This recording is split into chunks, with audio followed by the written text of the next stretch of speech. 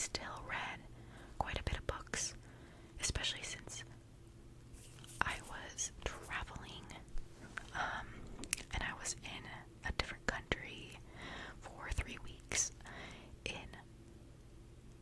August.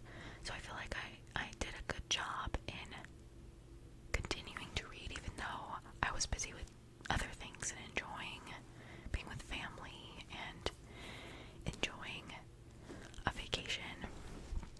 So I want to go through the books that I was supposed to read and tell you which ones I did read and which ones I didn't read. And I'll show you the cards as well, just like as a recap. I used to do this for my booktube channel, and I just like it, just as kind of like a recap. So the first book that I chose was The Oathbound by Tracy Dion, and it was book 3. And where did I don't have, where's the,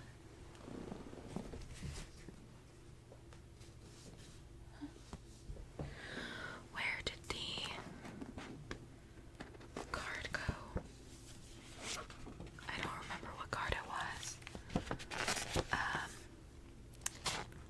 I don't remember what card it was, but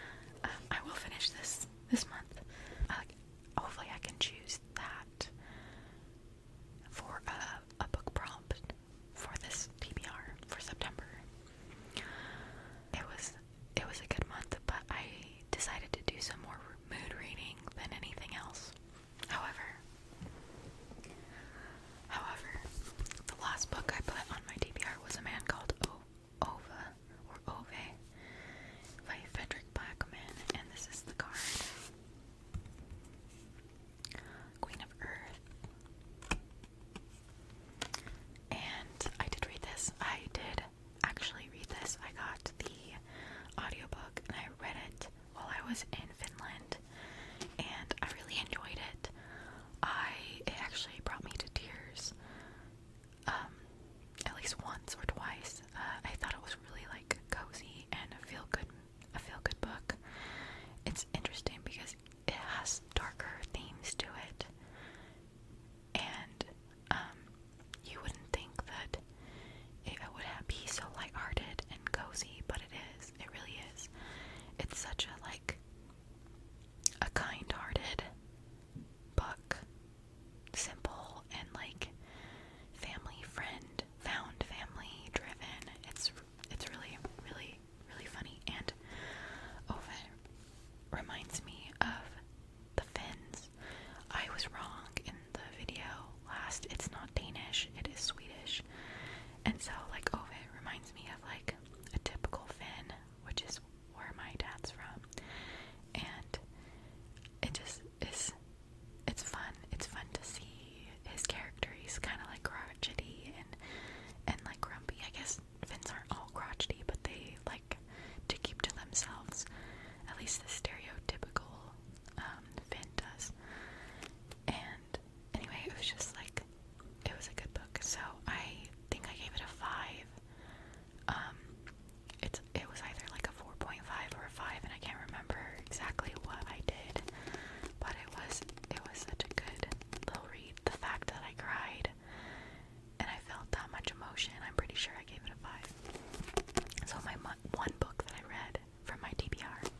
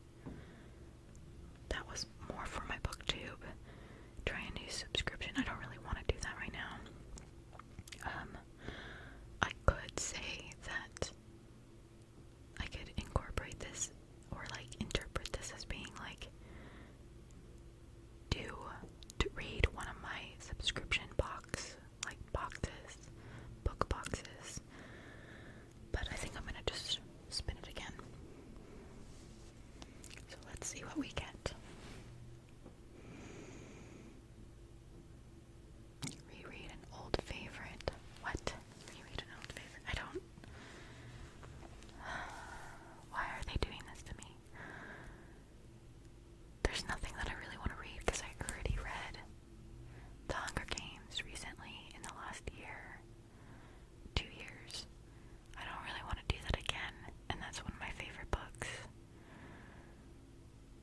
Is there another book that I would want to reread that has something to do with like snakes, fire,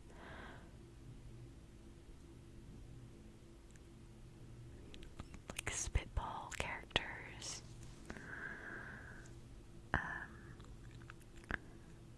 My childhood favorite was Harry Potter, but I don't really necessarily want to reread that at the moment, though.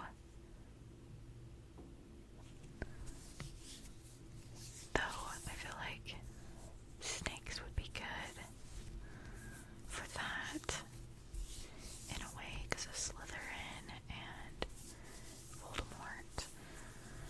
But I also have problems.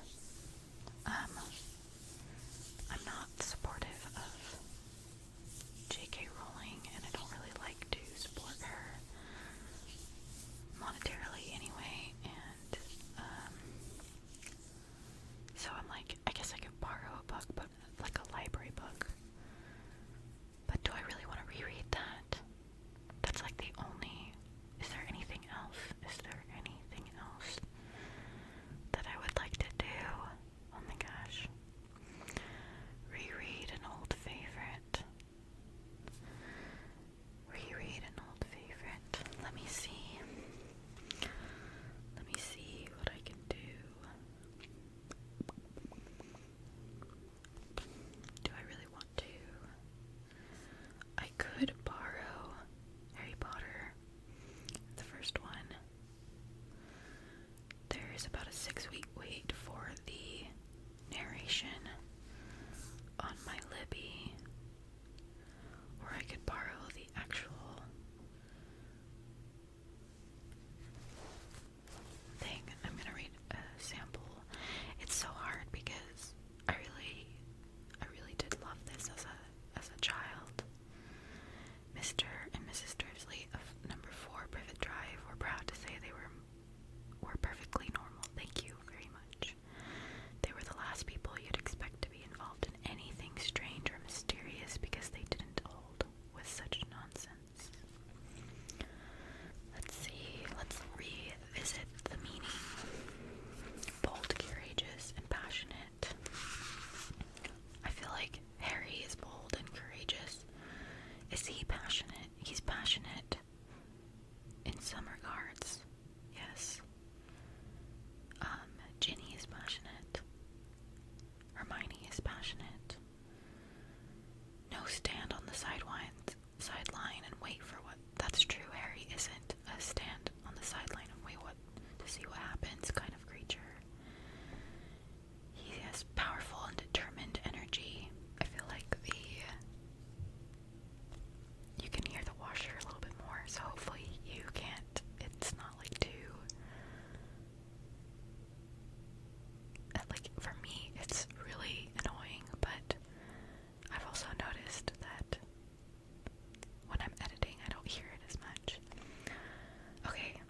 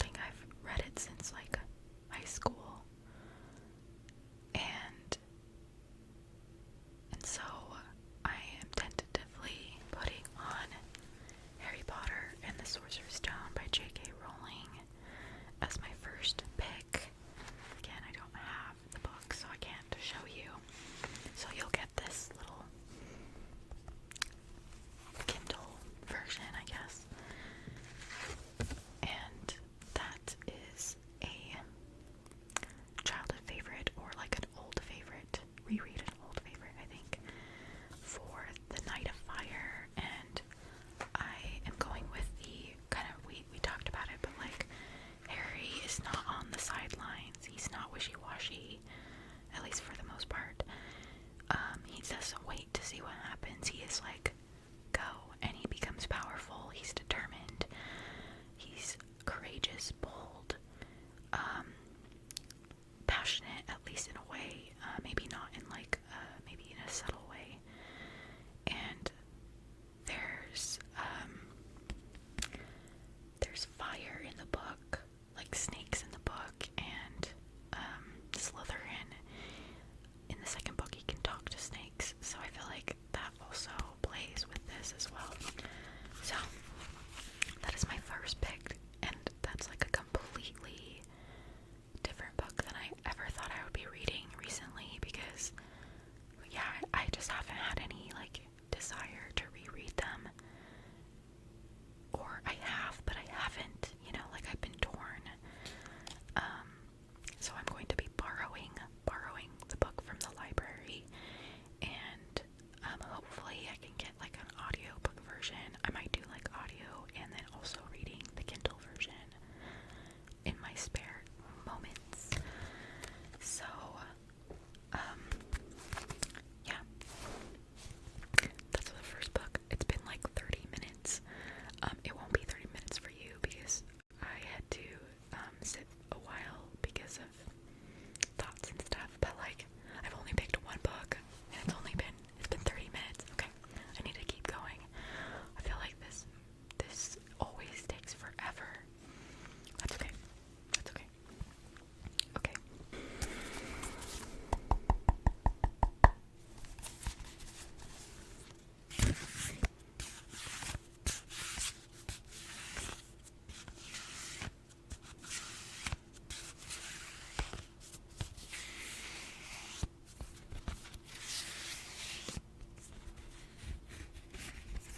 I want this one. Four of Air. I think I've recently got this one. I don't know if you've seen it before, but it's a fairy on a mountain that has like a bunch of eyes on it. And there's clouds. It looks very relaxing, except for the eyes. Maybe that's just a design. I don't know. Okay, Four of Air.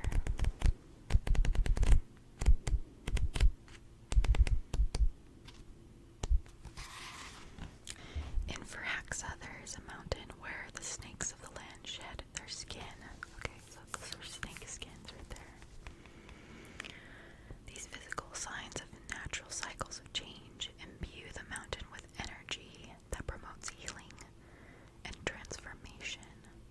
It is a place where, legend has it, one can find the gift of immortality.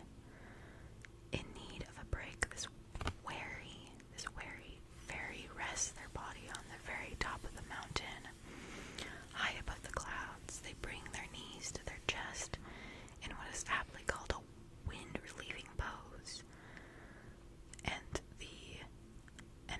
is it because they fart or something? Wind-relieving. And allow all the stored tension to slip away.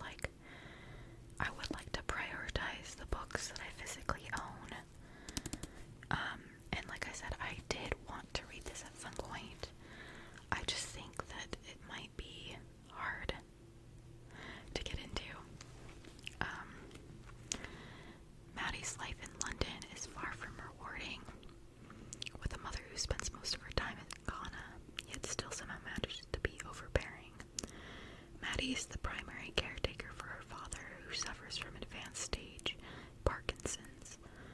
At work, her boss is a nightmare, and Maddie's tired of always being the only black person in every meeting. When her mom returns from her latest trip to Ghana, Maddie leaps at the chance to get out of the family home and really start living a self-acknowledged late bloomer. She's ready to experience some important firsts. She finds a flat share, says yes to after-work drinks, pushes for more recognition in her career, and throws herself into the bewildering world of internet dating.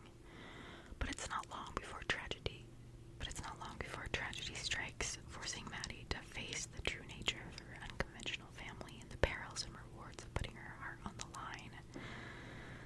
Okay, so I feel like reading the synopsis, it might not feel like rest and relaxation, because, you know, like we have this relax, but she is tired. She's tired.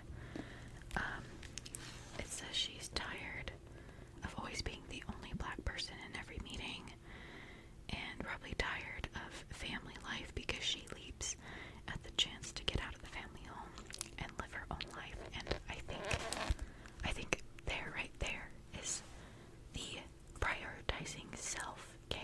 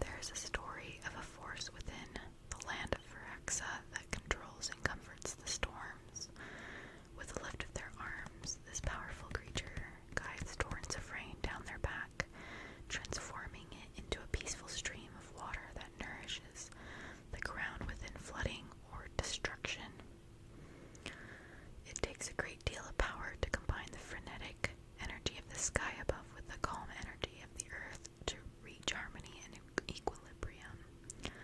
Temperance arrives when storms form and when moderation helps you move forward without getting carried away by too much energy.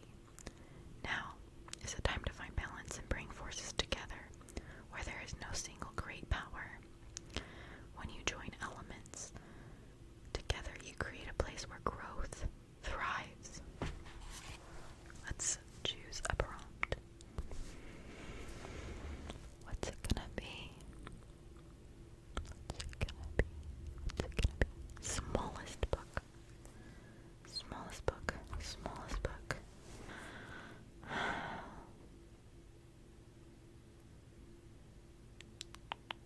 Smallest book.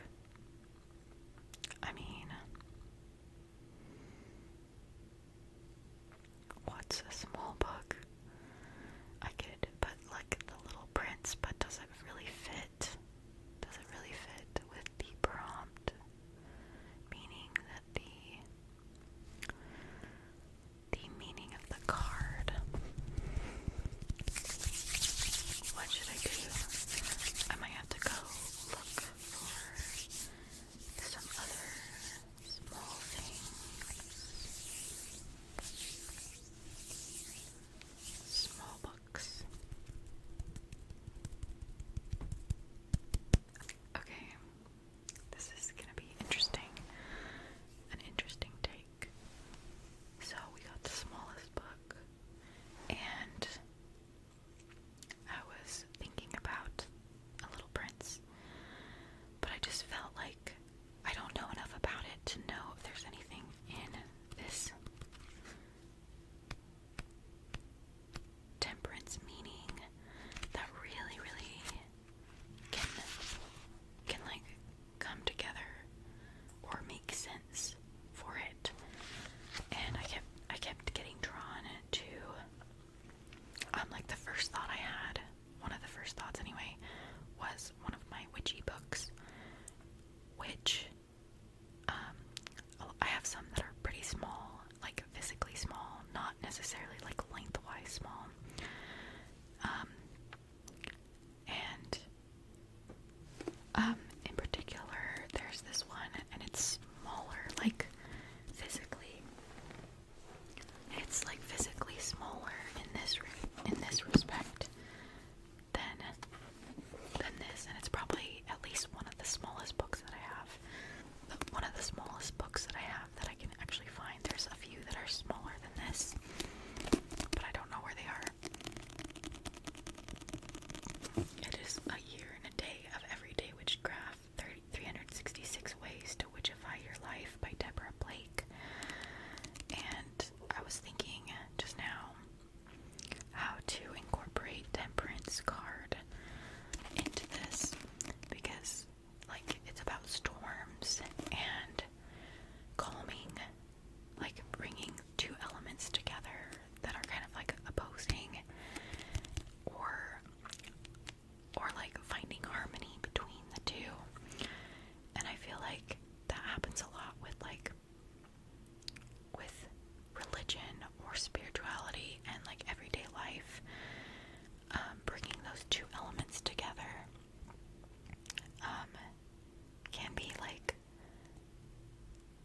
kind of a hard thing to do, but it's like so fulfilling.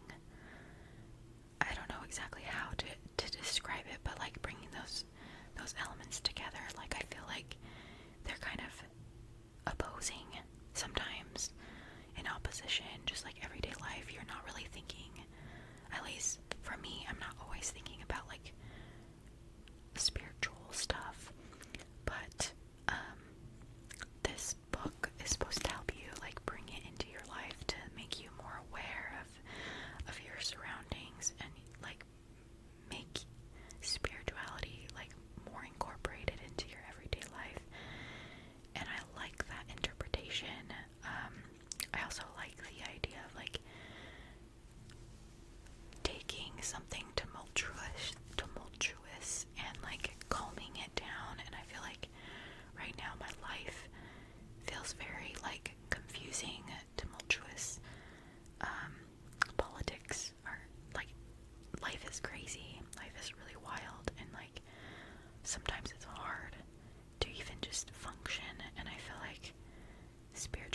has always like grounded me.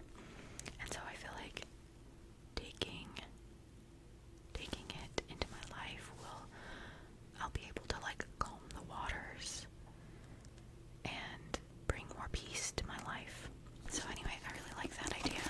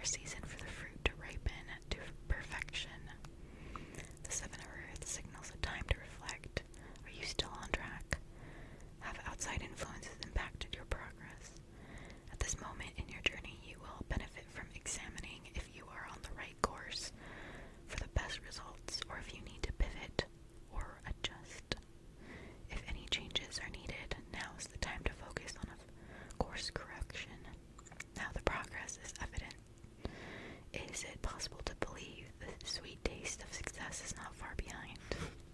Okay. I'm not sure what I want to think about that, honestly, so let's go to the prompt. Let's just go to the prompt.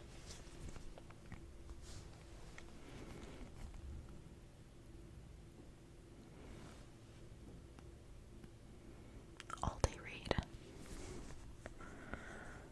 All day read. I'm not gonna do that one right now because I just don't have time to do an all day read. I don't really, with a baby, I really can't do it. So I should really go through these and revisit them, whether I want to keep them in my spin wheel.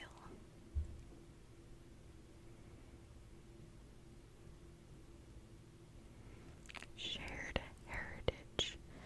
Shared heritage. That could mean different things. It could be like, for instance, my dad's from Finland, so it could be something Finnish or Scandinavian. It could be something in America. It could be something from Hawaii because I grew up there. It could be something religious because I grew up in a very strict religion, so it could have something to do with religion. This is probably gonna be the hardest because nothing comes to mind.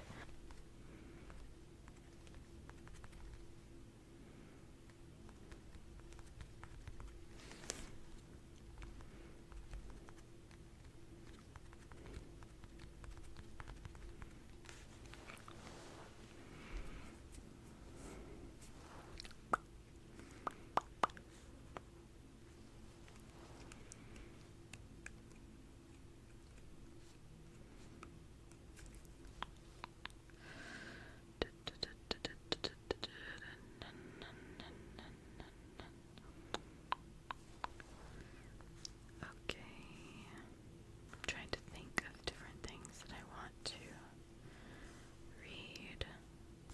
This is gonna be a hard one.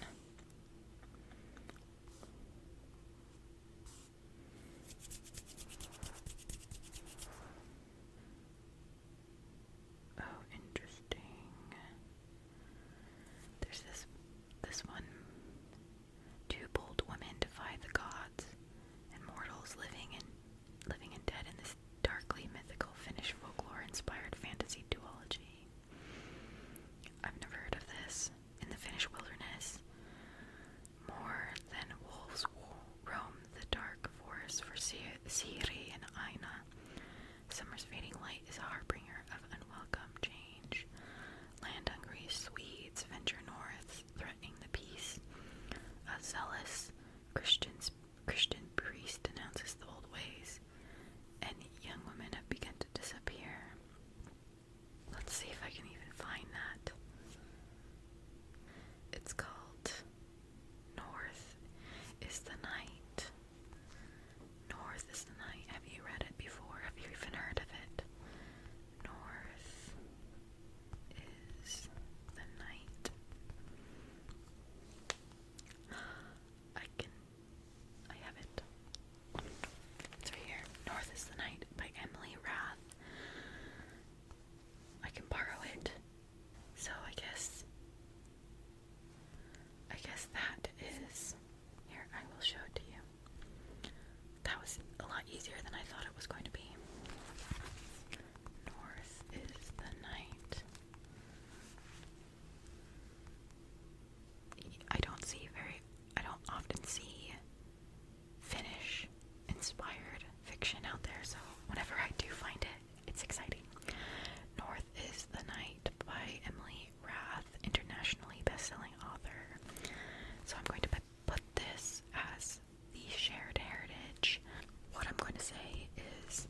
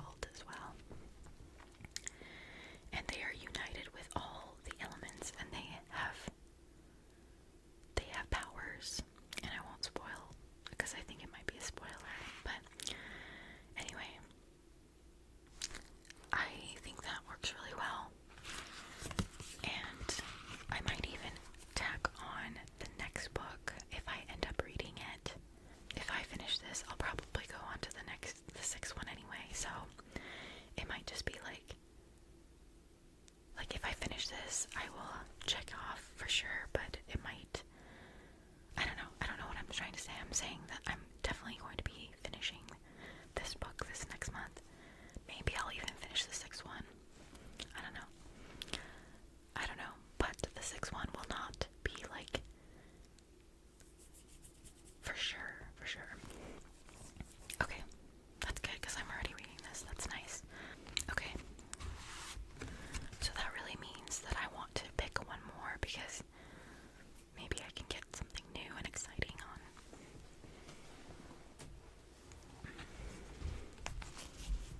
So,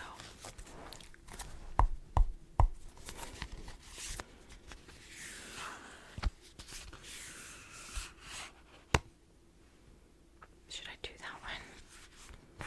It feels like I should. Seven of Air.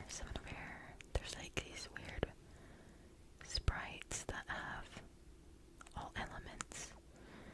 Pentagon, swords, cups, wands, and one with a crown. Okay.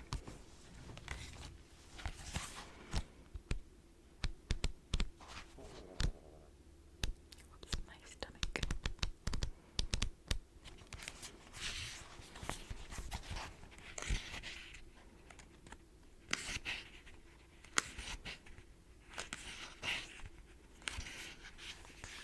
Okay, this is kind of long.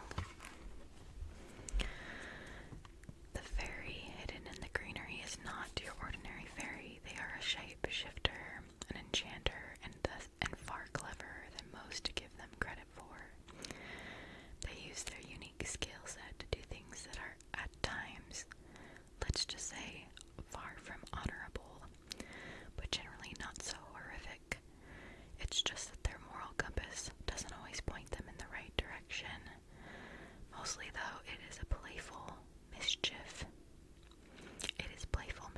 that keeps them entertained, like stealing the sacred raven feathers from the council of monarchs that were said to be coated in the power of pure sunlight to sell in the black market. The problem is they don't realize that their play can hurt others, and that their actions will have consequences if caught. When the Seven of Air appears, you may encounter a situation that tests your thoughts around honor or integrity, as accountability is easily hidden.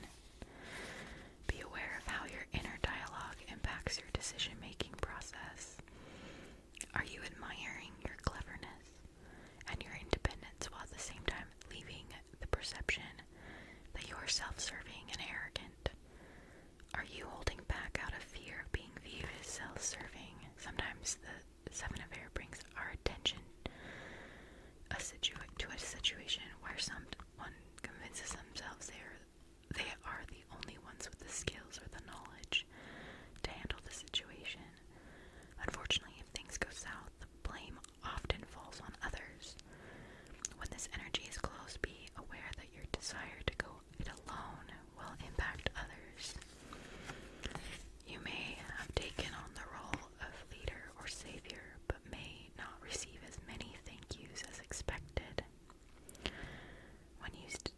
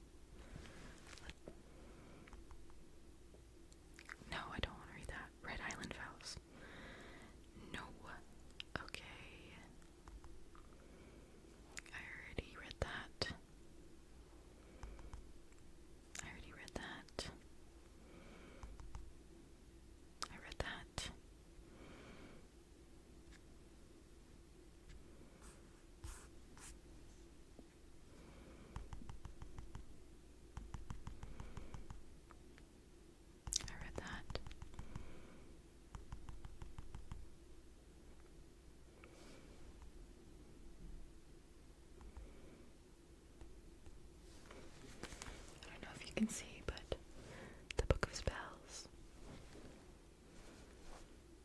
I think I tried to read that for another TBR as well, so that might be, but I already have a witchy book. Do I really want to? Okay, I already read that. Wow, I had a lot of books on here. I read that. Okay. Okay, I'm going to go to the next video. Sorry, this is like taking a while.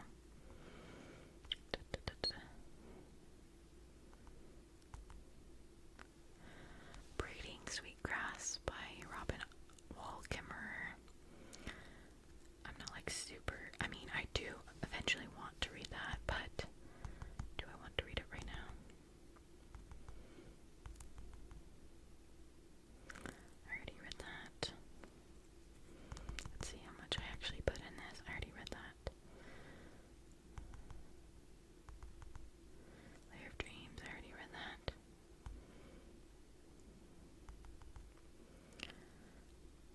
Witch of the Woods.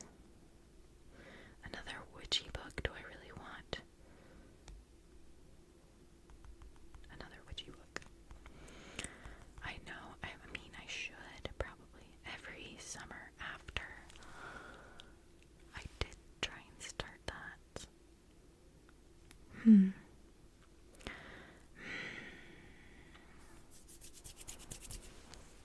Should I put it on? It's at the end of summer. I have already started it. Every Summer After by Carly Fortune. A few months ago, I started reading this. I might even have had it on my TBR. I can't remember. I might have actually. But last year in May, I also tried to read this.